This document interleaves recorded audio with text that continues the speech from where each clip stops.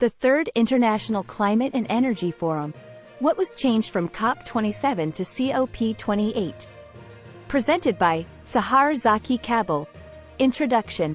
COP is the abbreviation for the United Nations Climate Change Conference, which is the supreme body of the United Nations Framework Convention on Climate Change, consisting of representatives from every country that has signed the Paris Agreement, and who meet every year.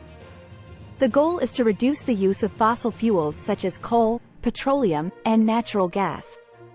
Fossil fuels. Fossil fuels are characterized by their high energy density and ease of transport and storage. By treating them petrochemically, different types of them can be obtained, especially from liquid and gaseous fossil fuels, from which fuel is extracted for various uses in engines, aircraft and ships after the necessary petrochemical treatment, in addition to generating electricity. One of the disadvantages of using fossil energy is the combustion of fossil fuels, which is a factor in air pollution and causing global warming, which in turn results from gases that envelop the airspace and prevent heat reflection from the Earth from being transmitted outside the planet, which causes a rise in Earth temperatures and increases desertification and drought. Renewable energy. Renewable energy does not run out over a long period of time when used, such as solar energy, wind energy, and hydropower. Fossil power plants are increasingly declining in the face of expanding investment in renewable energies, and therefore companies may be forced to close fossil and nuclear power plants in the future. Climate Summit in Sharm el-Sheikh, Egypt. COP27.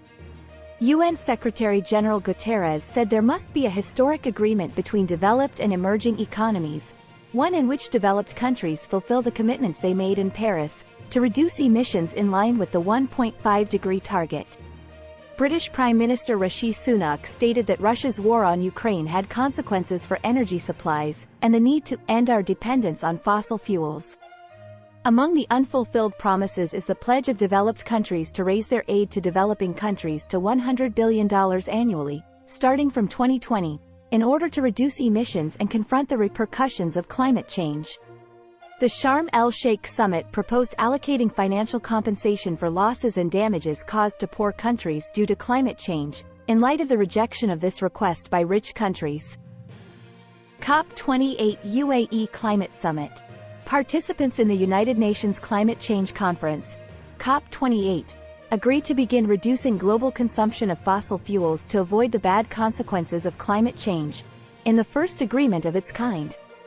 Representatives of nearly 200 countries in the UAE city of Dubai, after arduous negotiations, delivered a message to investors and policymakers that the world is united in wanting to stop using fossil fuels. The head of the COP28 conference, Sultan Al-Jaber, described the agreement as historic, but added that its real success will be in its implementation. More than 100 countries pressed for the inclusion of language in the COP28 agreement related to phasing out the use of oil, gas and coal, but they faced strong resistance from members of the Organization of the Petroleum Exporting Countries, OPEC, led by Saudi Arabia, who say that the world can reduce emissions without giving up.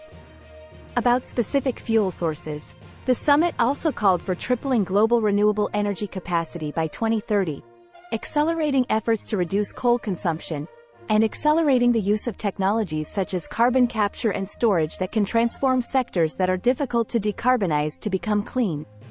The goal of the Paris Agreement is to prevent global temperatures from exceeding 1.5 degrees Celsius above pre-industrial levels, as this is considered the upper limit to avoid the worst possible consequences of climate change. Sheikh Mohammed bin Zayed also announced from the COP28 conference platform the establishment of a $30 billion fund for climate solutions worldwide, which is designed to bridge the climate financing gap and facilitate access to it at an appropriate cost. The fund also aims to stimulate the collection and investment of $250 billion by 2030. We cannot save a burning planet with a hose of fossil fuels, Guterres stated in his speech. He added, "We will not reach the 1.5-degree limit of temperature rise unless we eventually stop burning fossil fuels, not reduce them." Between the COP28 and COP27 summits, the goal of the climate summit is to get rid of fossil fuels and rely on renewable energy. Work to prevent global temperatures from rising to 1.5 degrees. Pay compensation to poor countries affected by climate change as recommended by the COP27 summit. At the COP28 summit, the UAE pledged to create a $30 billion fund to limit climate change and reduce dependence on fossil fuels. An European plan to disengage from Russia. On Tuesday, May 31, 2022, European Union leaders approved the European Commission's €300 billion $321 billion plan to replace Russian fossil fuels. The European Commission's plan, known as REPowerEU, aims to end the bloc's dependence on Russian fossil fuels through joint purchases, secure gas supplies through better links, and generate huge investments in renewable energy sources. The EU's share of Russia's fossil fuel exports was 30% for coal, 50% for crude oil, 70% for petroleum products, 80% for liquefied gas and 90% for pipelines.